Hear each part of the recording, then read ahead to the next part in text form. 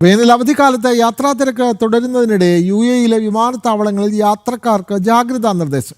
ഭൂരിഭാഗം വിമാന സർവീസുകളും സാധാരണ നിലയിൽ തുടരുന്നുണ്ടെങ്കിലും മേഖലയിലെ നിലവിലെ അനിശ്ചിതത്വവും ചില വ്യോമപാതകളിലെ താൽക്കാലിക നിയന്ത്രണങ്ങളും കാരണം ചില ഗൾഫ് റൂട്ടുകളിൽ സർവീസുകളിൽ മാറ്റമുണ്ടായേക്കും.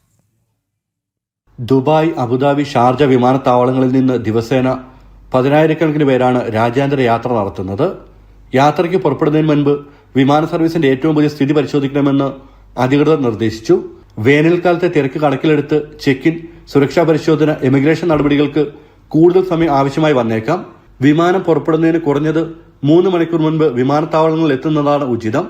ഓൺലൈൻ ചെക്ക്-ഇൻ സൗകര്യമുള്ളവർ യാത്രയ്ക്ക് മുമ്പ് അത് പൂർത്തിയാക്കണമെന്ന് നിർദ്ദേശമുണ്ട്. വിമാന കമ്പനികളുടെ ആപ്പുകളിലും ഔദ്യോഗിക പ്ലാറ്റ്ഫോമുകളിലും യാത്രാ വിവരങ്ങൾ പരിശോധിക്കണം.